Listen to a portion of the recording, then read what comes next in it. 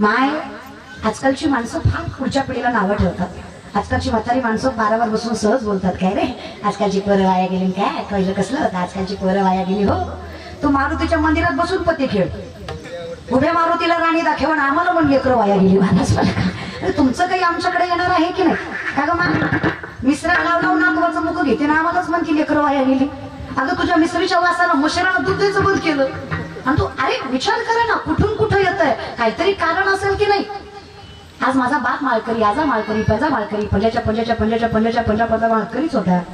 थोडं तरी ज्ञान आलंच की आमच्याकडे, थोडंही फार आहे।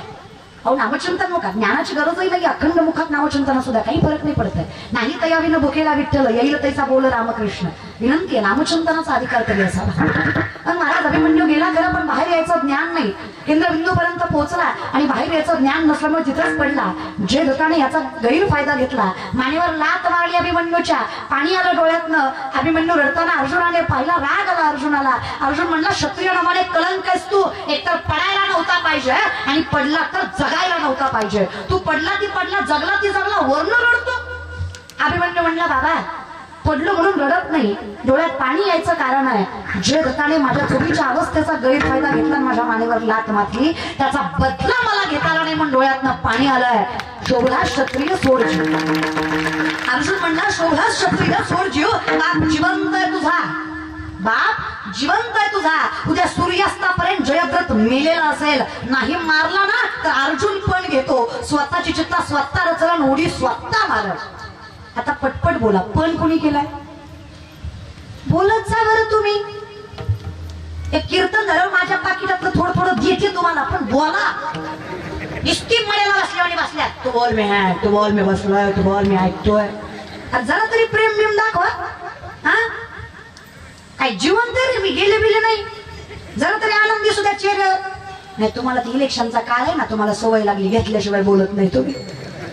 घेतलं की मग असतं तुम आगे बढो हम तुम्हारे साथ यार, इथं बोल, इथं जगाच्या मालक पाठीशी उभा आहे, तुझ्या ते नाही तुला दिसत आहे, बल त्याच्या पाठीशी लागायला काही नाही, लईच अवघड आहे ना का? पण तुमचं काही नाही म्हणा, काही घेणं नाही तुम्हाला, तुम्हाला फक्त माझी गाडी, माझी माडी, माझी दाढी, माझी बॉडी, माझ्याच बायकोची गोलगोल साडी, तुझी दाढी जळू दे, माझी बिडी पिटू दे, माणसं आहे का रे आपण?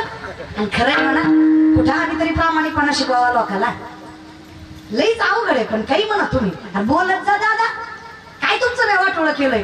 तुमच्या गावाशी तरी नदी आहे का? नदी आहे का? नदी आहे, नदीला पाणी आहे का? आहे का नाही? तेवढं तरी सांगा, आहे का नाही? असलं तर लिहून टाका, नसलं तरी लिहून टाका, दगडावर आपण मरते पण तुमच्या गावात नगला का? यांच्या गावात नाही का नदी? तुमच्या गावात आहे का? तुम्ही लिहून टाका, कोणतरी लावा हातभार चांगल्या कामाला ना। बोलणं झाली हो, दिसती दगडावरी बसले ती दिसती नाश्ता कांदा करून वा बोलत जा।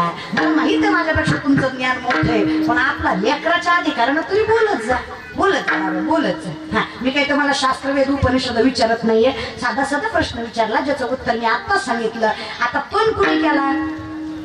कुणी केला? अर्जुनानं। कुठल्या? भिका पाटलाच्या खालच्या अर्जा। अर्जुन कुठला? महाभारतातला? हा अर्जुन महाराज। मग अर्जुनानं पण केलाय, कुंतीच्या अर्जुनानं पण केलाय। कशाचा?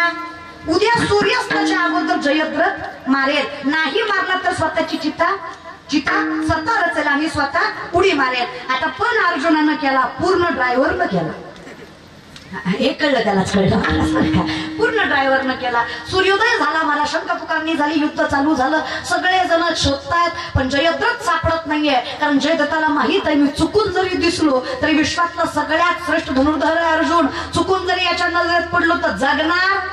त्याच्यापेक्षा कूटनीती वापरली आणि जयद्रथ लपून बसला। आता सापडलाच नाही तर मारायचा कसा? आणि नाही मारला तर अर्जुन पणाला चुकणार आहे का?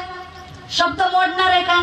शब्द नाही मोडत दादा, पण माझ्या देवाचं काय कौतुक करू।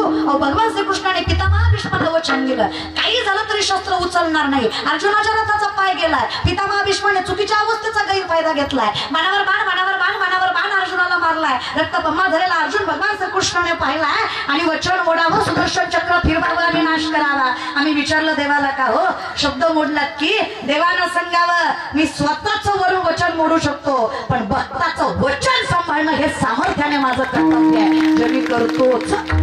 देव स्वतःच वचन मोडतो पण भक्ताचं मोडू देत। नामा म्हणे केशव माझा केला नियम चालवी माझा मी बोलतो आणि तू करतो अखंड चिंतन मी फक्त तेवढंच केलं तयाचा हरिक तो सांभाळतोच चकारात्मक आता काय वर्णन करावं पण अर्जुनानं केलाय आता सूर्योदय झालाय तरी सूर्यास्त व्हायची वेळ आली तरी जयद्रथ सापडत नाहीये आता जयद्रथ जरी हपडला नाहीये तरी अर्जुन चिता रचणार आहे उडी मारणार आहे शब्द चुकवणार आता उद्या महाभारत ऐकणारी लोक म्हणतील ही चिता रचून उडी मारूस तर ही माग उभा टाकलेलं करीत काय होतं तर आम्ही काय म्हणतो मागे पुढे उभा राहे संभाळीत तयाचा हरिक आम्ही संभाळतो म्हणतो ना मग आता सांभाळलं पाहिजे मग भगवंताने सुदर्शन चक्र फिरवलं सूर्यास्ताच्या अगोदर सूर्यास्त केला अर्जुनाला वाटलं मी हारलो चिता रचली उडी मारणार तेवढ्यात अर्जुनाला देवाने सांगितलं आपल्याकडे नियम आहे आम्ही जातो आमच्या गावात त्याच्या अगोदर आमचा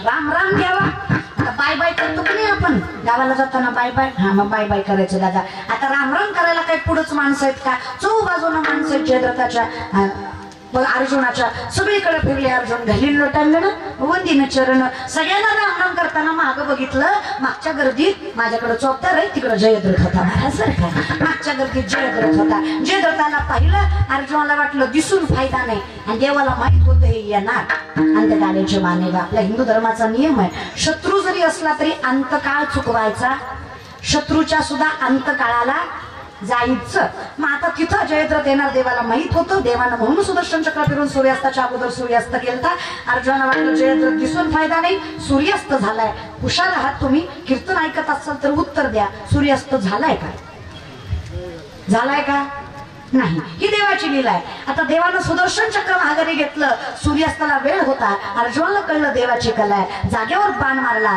पटकन जयद्रथ मेला आता तुम्ही पटकन बोला बाण मारला कोणी मारला अर्जुनानं कुणाला मारला जयद्रथाला मेला कोण जयद्रथ पण आता कीर्तन ऐकत असाल तर सांगा मेला कोणामुळं मेला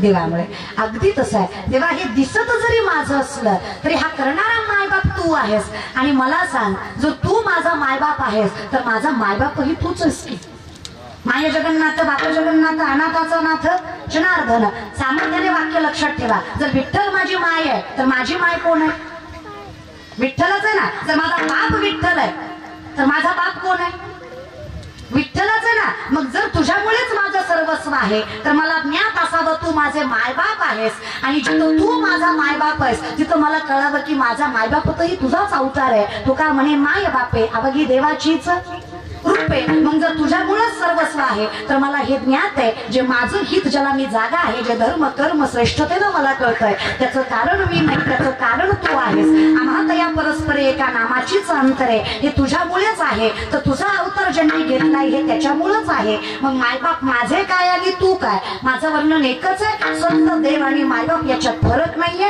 आम्हाला या परस्पर एका नामाचीच अंतर आहे या ज्ञान भक्ती सहज भक्तू एकवटला मज तोची मीही केवळ तुझं श्रुतही आहे मला ज्ञान आहे आपुल्या संसाठी करोनी गेला देव पहावया गेलो तिथे देवची होणी ठेलो ज्या कुळात अखंड विठोबाचं चिंतन आहे ते मायबाप विठ्ठलापेक्षा कमी नाही त्याची श्रीमंती एवढी धनवान आहे जिथं नामाचा अधिकार आहे त्याच्या अधिकाराचं आम्ही वर्णन करू शकत नाही मग अर्थात तू जर माझा मायबाप आहे तर माझ्या मायबापाच्या मुखात तुझं नामचिंतन याचा अधिकार तुझं आणि त्यांचं स्वरूप वेगळं नाहीये मग माझं जे हित आहे हे मला कळावं की हे माझ्यामुळं नाहीये मग नेमकं कोणामुळं आहे मी जागा का आहे याचं वर्णन तू कोबरा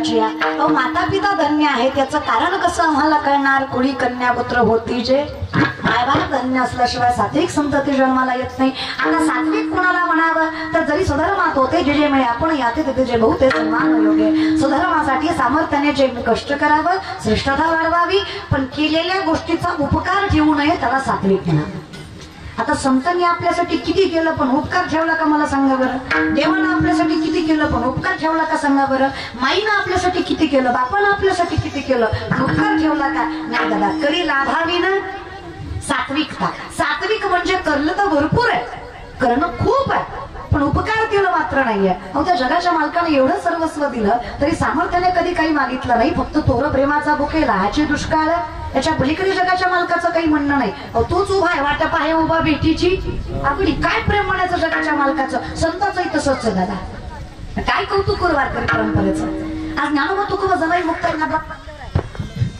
सगळे नसतं ना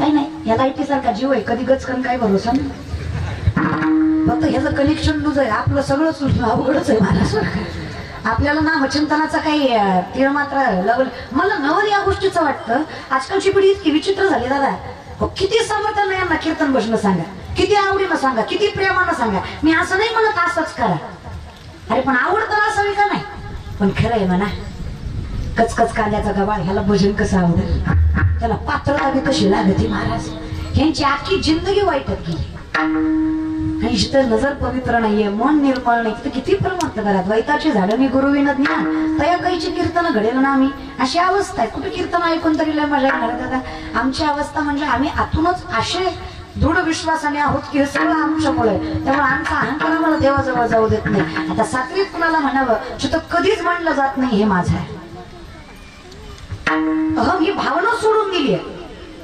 योगी तोही करीत परी कर्मे त्यानं बंध जे सांगितले आहे संगती अहम भावाची जे सांगितले आहे संगती अहम भावाची अहम ही भावनाच नाहीये फक्त माहित आहे त्याच्यामुळे आहे ते सात्विकता सगळं त्याच्यामुळे हे ज्ञात आहे माझा काही संबंधच नाहीये हे सगळंच तुझ्या सत्तेने वेदाशी बोलणे सूर्याचे तुझ्या सत्य ऐसा तू समर्थ ब्रह्मांडाचा तुझ्यामुळेच आहे विश्वोत्पत्ती आधी हे तवे हे जिथं कळतंय ते सात्विकता आहे जिथं देणं खूप आहे पण उपकार नाही आमच्याकडे कर्म कमी बोभाटा जास्त आहे देणं कमी सांगणं जास्त आहे करणं कमी सांगणं जास्त आहे आख्या कोरोनात किलोभर तांदूळ दिला पण फेसबुक जाम केला अरे तू दिला कशाला कोटीचा बंगला बांधला बंगल्यावर नाव टाकलं मातृपितृ छाया घरात गेल्यावर कळलं मातृवाट्यावर पितृवाट्यावर आणि छाया खटावर राग लागू तुझ्या बंगल्याला तू लिहितो कशाला करतो कमी बोंबलतो जास्त माझं वक्तव्य नाहीये माझी मुक्ताई म्हणते मुंगी उडाली आकाशील तिने गिळले